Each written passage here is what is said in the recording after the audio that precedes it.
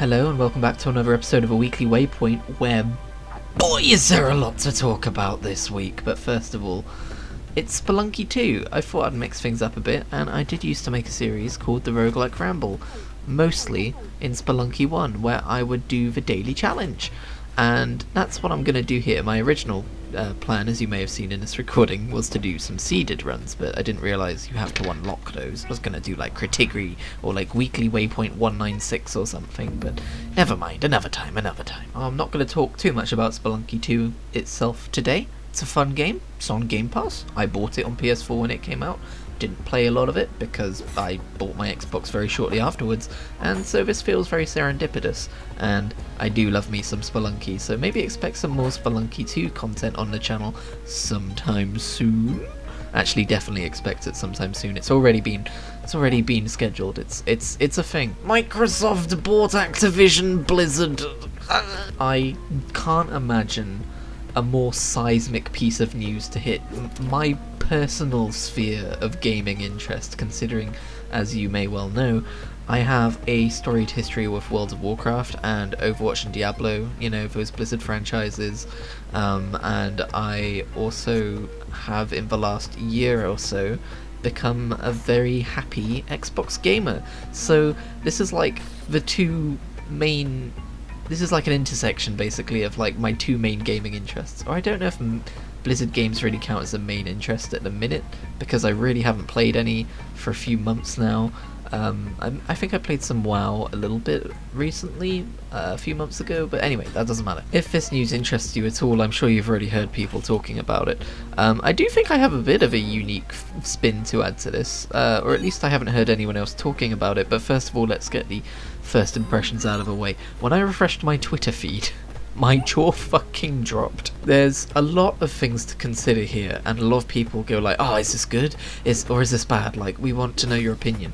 And it's not like most things in life, a black or white answer. It's good, and it's bad. I would say that most of the short-term stuff is good, and most of the long-term stuff is bad. So, in the short term, assuming this 69 billion purchase goes through, you know, banks, they do like to take a couple of days to work out their transactions, don't they? One day Microsoft's gonna go to their frickin' bank account and they go like, where did that 69 billion go? Oh right, that's right, I thought it had already come out because I bought Activision Blizzard, but it turns out it's only just come out now, so I spent that money on something else. Damn it. A very relatable issue, you'll understand. Sorry, what was I saying? I sidetracked myself. Ah yes, assuming this goes through, the biggest exciting thing is Game Pass, obviously. Like, I'm not going to have to pay for Diablo 4 or Overwatch 2, I mean, in a traditional sense. That's pretty swell, pretty great. I mean, it'll be, by the time they come out, it'll be past my Xbox All Access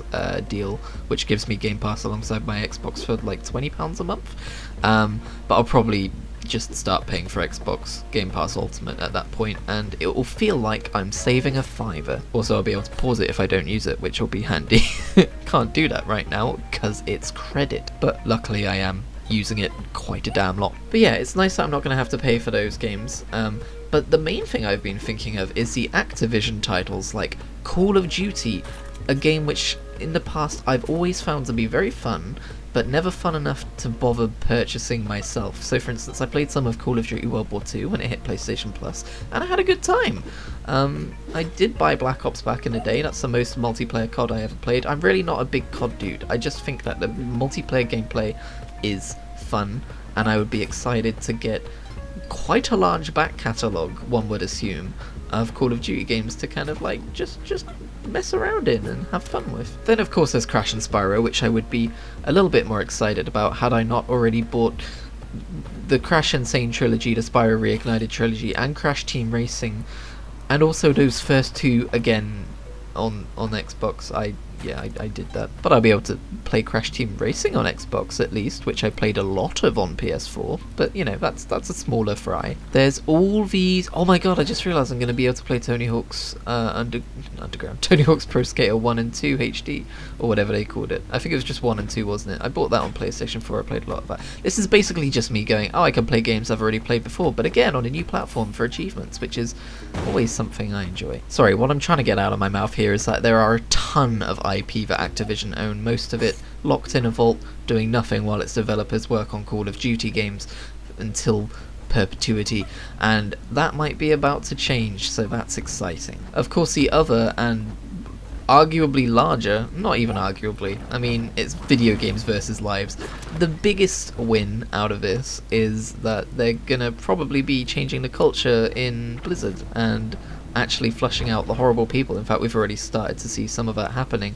I mean, Activision Blizzard started doing that themselves, but I mean, there's been more of it since this announcement, so one would assume it wasn't fully done. Citation needed on that one, by the way. I'm not extremely well versed in what happened, I just heard rumblings on podcasts. But it would very much seem like Bobby Kotick is out of here as soon as that deal goes through, or at least shortly after. The big downside is that it is a golden fucking parachute. He's gonna walk away with something like $300 million. So he wins, he got what he wanted out of all of this, he's not really gonna face any real repercussions. But honestly, like...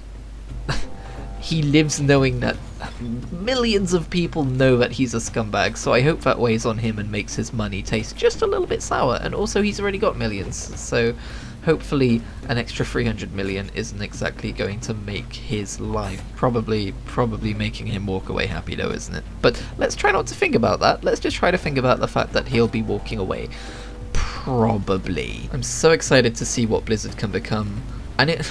Let's just quickly get this out of the way too. Bobby Kotick wasn't the entire problem at Blizzard. Like, Blizzard, like some of the revered staff over the years were the problem at Blizzard, but with those out of the way, and with Bobby Kotick out of the way, and with this new philosophy at Xbox of them letting studios do their own thing, hopefully they'll be able to pursue the things that they've been wanting to pursue for ages. The artistic talent that's always been at Blizzard can finally properly flourish again. And hopefully it's just really good for this company who makes games which I fucking adore. Of course, one of the biggest downsides to this entire thing is that we're starting to face a bit of a monopoly in Microsoft with how much of, you know, how many gaming studios they own. And that's not going to be good for competition, like many years down the line. It's alright that Phil Spencer's in charge now, but when he's not one day, what if it gets handed to a successor who isn't quite as generous or as, I guess, consumer-minded as Phil Spencer is, and then they start consolidating franchises, because why do you need to be making multiple games of the same genre under one big company banner? They might start making some questionable decisions because there's no one to really compete with anymore, to really say, hey, well, these guys are over here doing it better, you know? Like, it's a concern for sure. But these are all the things you've already heard, probably, if you've been listening to other people talk about it. Something I haven't seen a lot of people talking about is, I saw some stuff, and again, citation needed, but you can probably search for this and find it yourself if you're interested. I saw some stuff about, apparently, Activision were looking to sell to Facebook, and then, like, a day later, there was an interview with Phil Spencer about, obviously, this massive acquisition, and he was talking about the fact that, you know, he didn't say it in as many words, but basically he was worried that other companies that aren't as gaming-minded as Microsoft and PlayStation are going to be trying to enter the gaming space via acquisitions, and they're not going to have, you know, people's best interests at heart the way quote-unquote Microsoft do, if you want to believe that, but, like, in comparison for sure, like, basically what I'm getting at here is they wanted to sell Activision to Facebook, and can you imagine how different this video would be if they had actually done that? I think if Bobby Kotick managed to sell Activision to Facebook, I would be heartbroken and extremely concerned. And this is a part of a narrative I've really not seen many people talking about. Like, you know, it's scary that Xbox are trying to, you know, whether they are trying to or not, they are kind of monopolizing the gaming industry right now, and it's scary. But also another way of looking at this might be that Phil Spencer was seeing the way things were going, and he wants to make sure that gaming companies are acquiring gaming studios and not, like, you know, not trying to farm them for like NFT bullshit and that kind of thing. So yeah, it's a crazy time. I worry for the Square Enixes and the EAs out there that might also be hunted by companies like Facebook now and frickin' Google, and I don't want those companies who have absolutely no history in dealing with gaming publishers and studios and stuff. I don't want them to have their hands on it, because they will absolutely be going money first. And that's not to say Microsoft won't be, but you know, you get the idea. Oh fuck, that was most of the video. There's still so much to talk about. I'll just very quickly mention that I finished Final Fantasy XIV Endwalker. I'm going to do some sort of thoughts on video about it, to talk about it in more detail with spoilers in certain sections and stuff like that, so look out for that. All I'll say here was, it was very emotional. I teared up multiple times, and I really don't tend to tear up at fiction. And it was just absolutely beautiful, and probably one of the best stories I'll have ever witnessed in my lifetime. Like, if that sounds like hyperbolic praise, I can assure you, it's well fucking earned. It's one of those stories you walk away from and you're still thinking about it days later, and you go back and you listen to the soundtrack, and look, I watched other streamers play through sections I'd seen multiple times at that point, and I was still tearing up at those sections, okay? That game has a message to give you that it tells in excruciating, painstaking detail across hundreds of hours of storyline, and I understand that's a big, you know, like, if that makes you want to go hundreds of hours, I don't have time for that. I understand that. But if you can find the time to just play through it over the course of months, it's so worth it. Rightio, that should leave some time to talk about the last thing I want to talk about, which is my new most anticipated game of the year. So it's not Pokemon Legends Arceus, and it's not Starfield, and those are pretty much the only two games besides this next one that, I mean, you can see through the fucking chapter title, but that I'm really excited for this year. LEGO Star Wars The Skywalker Saga got a new trailer, and this is a game I've been excited for since it was rumoured. Just to be frank, and since my name is Frank, shut up. But yeah, there were rumours about this game being made, and even before then, it was one of those kind of wish list games where it was like, look, they've done 3 more movies, you know, of varying quality. Can we get a new LEGO Star Wars game? But all the same, I was never expecting anything more than basically the complete saga, but kind of like retouched to be maybe slightly bigger levels, slightly more modern gameplay, and obviously the 3 extra movies. Like, I was expecting them to remake the original levels, like redesign them a little bit, but maybe like Ratchet & Clank 2016 style. But my god, the trailer, the gameplay overview trailer which just came out for it, that game looks so much better than any of us expected. I was expecting them to show us the new episodes, I was expecting them to show us a galactic map of the planets, because we've already seen that in a teaser before. I was not expecting to see that every single planet has its own little free roam area where you can go and find collectibles and stuff to upgrade your character classes. Obviously every LEGO game has collectibles out the wazoo, but I've never really played a LEGO game with free roam. I know they are out there, like Lord of the Rings and stuff, but I've never really gotten into... Oh, actually that's a lie, LEGO Marvel Superheroes, I perfected that one and I really enjoyed it. But this is the first time I believe that collectibles have been linked to actual, like, action. Like, you can upgrade your blaster skills, or you can upgrade your lightsaber skills, and it actually feels like it's more of a video game than just like a, oh, it's a LEGO version of this. It feels more like a video game in its own right. Beyond that, it also looks like there's, you know, the usual tons of characters to unlock, tons of little bonus things to unlock, like Mumble mode or like Retro TV mode. It looks like there's different outfits to unlock for characters too, which is very exciting. It seems like there may be some DLC to do some levels for The Mandalorian.